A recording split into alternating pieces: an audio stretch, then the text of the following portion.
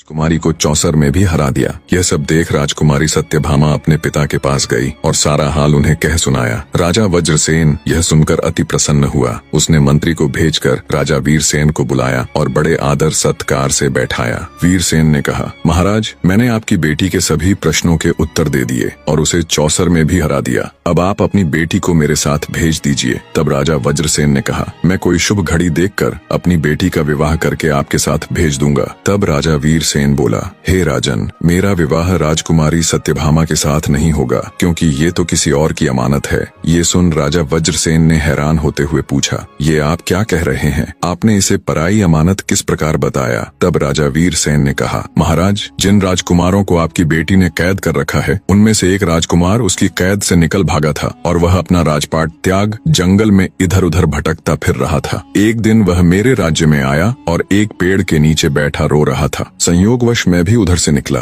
उसे दुखी देखकर मैंने उससे सारा हाल पूछा तो राजकुमार ने आदि से लेकर अंत तक सारा हाल मुझे कह सुनाया। तब मैंने उसे आपकी बेटी पर सच्चा मोहित जानकर उसे प्रण किया कि मैं तुमको राजकुमारी सत्यभामा से मिलवाऊंगा। सो हे राजन, राजकुमारी सत्यभामा उसकी अमानत है। मैं राजकुमारी का विवाह उसके साथ कर दूंगा। यह बात सुनकर वज्रसेन कहने लगा, धन्य हैं आप, जो आपने एक अनजान व्यक्ति के कारण इतना कष्ट सहा। अब आप मेरी बेटी के मालिक हैं, जिसे चाहो सौंप दो। मेरी ओर से तो यह आपकी अमानत है। तब राजा वीरसेन ने तोते को भेज राजकुमार को मेदिनीपुर बुलवा लिया और विधि पूर्वक राजकुमारी सत्यभामा के साथ उसका विवाह कर दिया। राजकुमार ने खुशी से राजा वीरसेन के पैर पकड़ लिए और बोला, महाराज, मैं हमेशा आपका ऋणी रहूंगा। आप धन्य हैं। राजकुमार और राजकुमारी सत्यभामा दोनों आनंद पूर्वक रहने लगे। राजा वीरसेन ने राजा वज्रसेन से विदा ली और अपने तोते के साथ अपने देश चला गया। निष्कर्ष, राजा वीरसेन और राजकुमारी सत्यभामा के बीच का संवाद हमें यह सिखाता है कि जीवन में सुख और दुख, दिन और रात,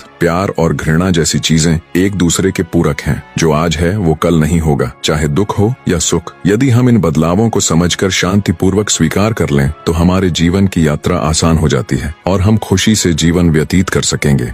आप हमें सुपर थैंक्स के जरिए सपोर्ट कर सकते हैं ताकि हम और भी बेहतरीन कंटेंट आपके लिए लेकर आ सकें। अन्यथा एक प्यारा सा कमेंट जरूर ड्रॉप कीजिएगा। आपका समर्थन हमारे लिए बहुत मायने रखता है। धन्यवाद।